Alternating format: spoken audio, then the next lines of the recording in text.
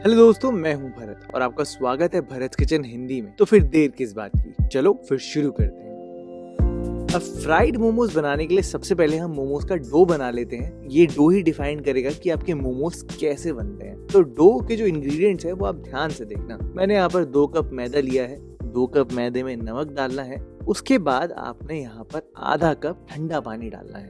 तेल, कोई भी फैट या कुछ भी इसमें मत डालना। इसके अलावा पानी ही डालना, दैट्स इट, और कुछ नहीं डालना। और हाँ, कोशिश करना कि ठंडा पानी डालो ताकि एक स्टिफ डो बने। तो अगर आपको लगता है कि आपको थोड़ा सा और पानी चाहिए तो आप थोड़ा सा और पानी डाल सकते हो, लेकिन हाँ, ध्यान रहे अभी भी कि स्टिफ डो बनाना है। दोस्तों, स्टिफ डो बनाना बहुत जरूरी है, तभी आप डो को कंट्रोल कर पाओगे। अगर आप पहली बारी बना रहे हो या ज्यादा मोमोज नहीं बनाते तो ये जो स्टिफ डो है ये आपको डो को कंट्रोल करने में बहुत मदद करेगा।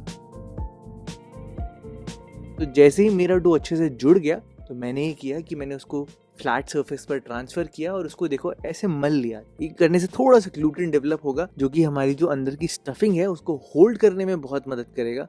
और दूसरी बात, ऑब्वियसली डो जो है वो अच्छे से मॉइस्चर भी एब्जॉर्ब करेगा, तभी तो हम नीडिंग करते हैं। तो आप देख सकते हो दोस्तों कि अभी मेरा डो काफी स्टिफ है, थोड़ा हार्ड है और ऐसा ही हमें चाहिए। तो अब अच्छे से डो नीड करने के बाद आप इसको फ्रिज में रख देना ताकि ये थोड़ा सा सेट हो जाए। और जब तक हम यहाँ पर स्टफिंग बना लेते हैं। तो स्टफिंग बनाने के लिए मैंने यहाँ पर एक प्याज लिया है, एक गाजर ली है, शिमला मिर्च भी ली है, साथ में आपको यहाँ पर लगभग आधी कैबेज चाहिए होगी। अब दोस्तों, बात ये आती है कि आजकल सब्जियां तो लेकर आ जाते हैं आराम से, लेकिन जो ये पैंडेमिक चल रहा है इसमें सब्जियों को धोने में दिक्कत आ जाती है कि सही तरीके से धोए कैसे। तो मैं आजकल ये प्रोडक्ट यूज करता हूँ, ये है वेजी क्लीन। इसमें करना सिर्फ ये है कि आप 2 लीटर पानी में एक ढक्कन भर कर वेजी क्लीन डाल देना और सब्जियों को बस 5 मिनट के लिए बिना छीले, बिना कुछ भी करे आप यहाँ पर रख देना। मैं जब बाहर से लाता हूँ सब्जियों को धोकर रख देता हूँ और जैसे ही उनको यूज करना हो ना तो मैं वेजी क्लीन से ऐसे पानी में रख देता हूँ।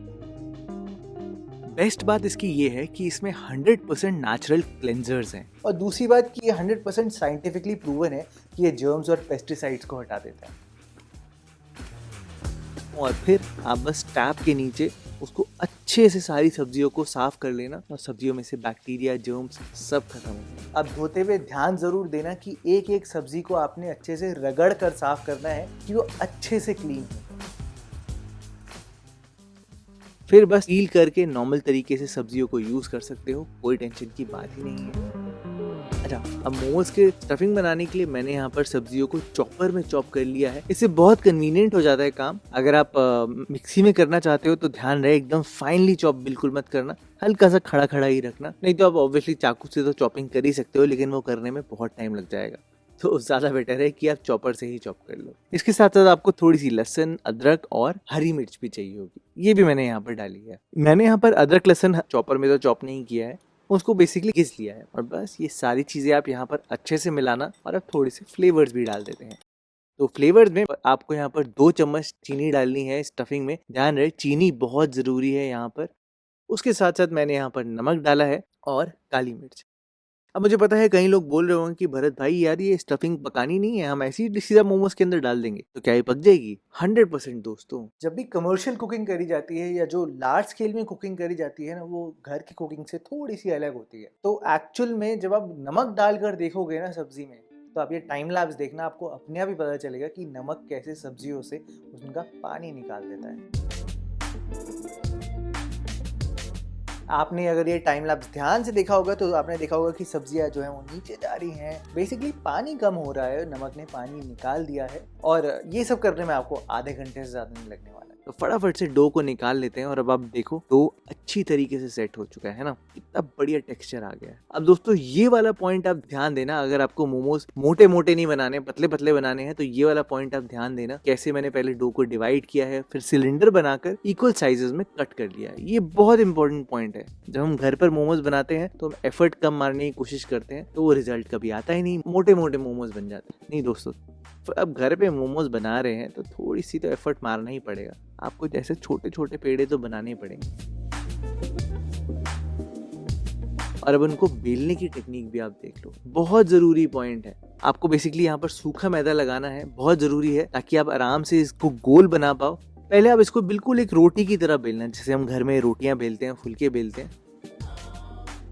हल्का सा राउंड में बेलना है और फिर राइट हैंड से आप हाथ को ऐसे चलाना और लेफ्ट हैंड से इसको टर्न करना और ऐसे आप एजेस को पतला कर पाओगे।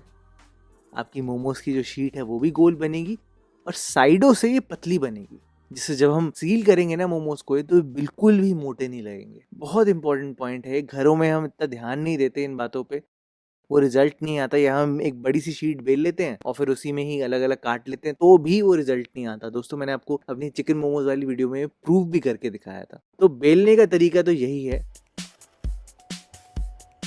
और इसी को ही ढंग से अगर आराम से करें तो 100% बिल्कुल बाजार जैसे मोमोज बनते हैं। तो फटाफट से अब स्टफिंग भी कर लेते हैं।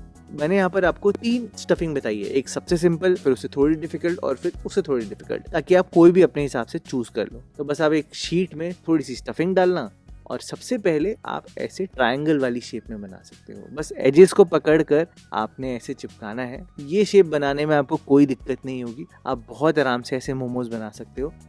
अगर आपसे कोई शेप नहीं बन रही तो आप ये शेप बना लेना, 100% बन जाएगी, कोई दिक्कत नहीं आएगी। फटाफट से अगली शेप देखते हैं। इसमें भी ज़्यादा दिक्कत की कोई बात नहीं है, बस आप बीच में स्टफिंग भरना। पहले आप इसको हाफ कर देना, जैसे आधा चांद बनाते हैं, हाफ में ऐसे सेमी सर्कल में बांध लेना और फिर बस आपने दोनों राइट और लेफ्ट साइड की एजेस को पकड़ना है और उनको ऐसे जोड़ लेना है। पिंच करना बिल्कुल मत भूलना है जिसको। अब बस बिल्कुल वॉन्टॉन की शेप बन जाएगी और आप चाहो तो आप ऐसे मोमोज भी बना सकते हो। ये भी बहुत सिंपल तरीका है, इसमें रिजेस नहीं है, इसलिए आपको बनाने में ज़्यादा दिक्कत बिल्कुल भी नहीं होने वाली। तीसरा तरीका है वो ऑब्वियसली सबसे मेरा फेवरेट तरीका है, मैं ऐसे ही हमेशा घर पर बनाता हूँ। इसमें आपको बेसिकली एक एक पिंच करके करना है। मैं आपको ये बहुत वीडियोस में बता चुका हूँ कि कैसे पिंच करना है, कि पहली साइड के एंड वाले पॉइंट को दूसरी साइड के नए वाले पॉइंट से पिंच करना है। आप ऐसे पिंच करोगे तो बहुत आराम से शेप भी आ जाती है और आप बहुत आराम से मोमोज तैयार कर लोगे। ये मेरे सबसे फेवरेट मेथड है क्योंकि मुझे सबसे आसान लगता है ये, और मैंने ऐसे ही अपने सारे मोमोज बनाए हैं, ऐसे पिंच करके। और हाँ, क्योंकि जो हमने एजेस पतली करी थी तो जहाँ पर हम जॉइंट जोड़ रहे हैं ना, ये बिल्कुल भी मोटा नहीं होने वाला। ये आपको इनफैक्ट आप खाओगे तो आपको फील भी नहीं होगा। अब बात कर लेते हैं कि ये फ्राइड मोमोज हैं तो आगे तो बस फ्राइंग करनी होगी ना, लेकिन तब भी घर में वो रिजल्ट नहीं आएगा जो बाजार में आता है। ये ऐसा क्यों है कि बाजार के फ्राइड मोमोज घर के फ्राइड मोमोज से अलग होते हैं? ये एक बार आप देख लो। जो मोमोज वाले जो भैया होते हैं वो पहले मोमोज को स्टीम करके रखते हैं, कच्चा पक्का तैयार करके रखते हैं, लगभग 10 मिनट तक स्टीम करके लाते हैं और फिर जब आपको सर्व करते हैं तो वो 10 मिनट फिर से स्टीम करते हैं। इससे अंदर की स्टफिंग भी पक जाती है। और दूसरा एक बहुत मेजर पॉइंट होता है, क्योंकि वो ऑलरेडी स्टीम मोमोज होते हैं, ये देखो बिल्कुल जैसे मैंने इसे कर रखे हैं, इससे क्या होता है कि ये एकदम सेट हो चुके होते हैं। अब ये देखो, इनको उछाल भी रहा हूँ, खेल भी रहा हूँ इनसे, चाहे आधे हाफ डन ही है, 10 मिनट के लिए मैंने स्टीम करा है इनको, लेकिन तब भी इनमें स्ट्रेंथ है। और जो बाहर जो स्टार्च है ना, जो मैदे में स्टार्च होता है, वो ऑलरेडी सेट हो चुका है, जिसकी वजह से जब हम इसको फ्राई करते हैं तेल में, मीडियम फ्लेम पे ही फ्राई करने मोमोज, वैसे तेल में जब हम इनको फ्राई करते हैं तो वो एक्स्ट्रा क्रिस्पी रिजल्ट आता है। और आप देख सकते हो उनका टेक्सचर बिल्कुल बाजार वाले मोमोज जैसा आया है ना। यही एक छोटा सा फर्क आता है हमारे घर में और बाजार की फ्राइड मोमोज में। आपको अगर ये ज़्यादा डिफिकल्ट स्टेप लगता है तो कोई दिक्कत की बात नहीं है। अगर स्टीम करना है कि एडिशनल स्टेप ज़्यादा है तो कोई नहीं, आप डायरेक्टली फ्राई कर लो, मोमोज तो तब भी बन जाएंगे, बस एंड रिजल्ट में थोड़ा सा फर्क रह जाएगा। कोई दिक्कत की बात नहीं, आप डायरेक्टली फ्राई कर सकते हो, लेकिन मैं आपको डिफरेंस भी बता देता हूँ कि क्या डिफरेंस आता है। आप अगर डायरेक्टली फ्राई करोगे, देखो फ्राई करने में कोई रॉकेट साइंस नहीं है, बट ध्यान जरूर देना कि आपने इनको मीडियम फ्लेम पर फ्राई करना है, हाई फ्लेम पर बिल्कुल भी नहीं करना, नहीं तो अंदर से मोमोज कच्चे रह जाएंगे, आपको अच्छे बिल्कुल भी नहीं लगेंगे। मीडियम फ्लेम पर या लो फ्लेम पर आप आराम से इनको फ्राई करना, ताकि अंदर तक भी अच्छे से पक जाए। बट फिर जब गोल्डन ब्राउन हो जाएंगे तो अब मैं आपको डिफरेंस दिखाता हूँ। ये देखो, आप लेफ्ट साइड में हमारा ओनली फ्राइड मोमोज है और जो राइट साइड है इसमें स्टीम्ड और फ्राइड दोनों मोमोज है, बिल्कुल बाजार में जैसे किया जाता है। तो फर्क ये आता है कि जो लेफ्ट साइड वाला है, आप देख सकते हो उसके अंदर हल्का सा जो शीट है वो हल्की सी वाइटिश है। अब दोस्तों यहाँ पर आ जाती है एक सिंपल सी बात कि हम जब भी डो लगाते हैं तो उसमें फैट क्यों डालते हैं? हम पहले डालते हैं, बीच में डालते हैं, बाद में डालते हैं, क्यों डालते हैं? यही बात आ जाती है यहाँ पर, क्योंकि इस डो में कोई फैट नहीं है तो इसका अंदर तक पकना मुश्किल है, सही से पक नहीं पाएगा। आप अगर पहले तेल डाल दोगे डो लगाते हुए तो मोमोज बहुत मोटे बनेंगे, सही नहीं बन पाएंगे। अब जो फैक्ट है वो तो फैक्ट है दोस्तों, इसलिए हमारे घर के मोमोज बाजार वाले जैसे बनते ही नहीं। लेकिन अगर आप ये राइट साइड वाला देखोगे तो आप ये देखो, इसकी स्किन अच्छे से अंदर तक पकी हुई है। वो इसलिए क्योंकि ये 2 बारी पक चुका है ना, पहले स्टीम हुआ फिर फ्राई हुआ, ऑब्वियसली रिजल्ट में फ़र्क तो आता ही है। खैर दोस्तों, आप घर में बिल्कुल अपने हिसाब से अपनी इच्छा अनुसार बना सकते हो।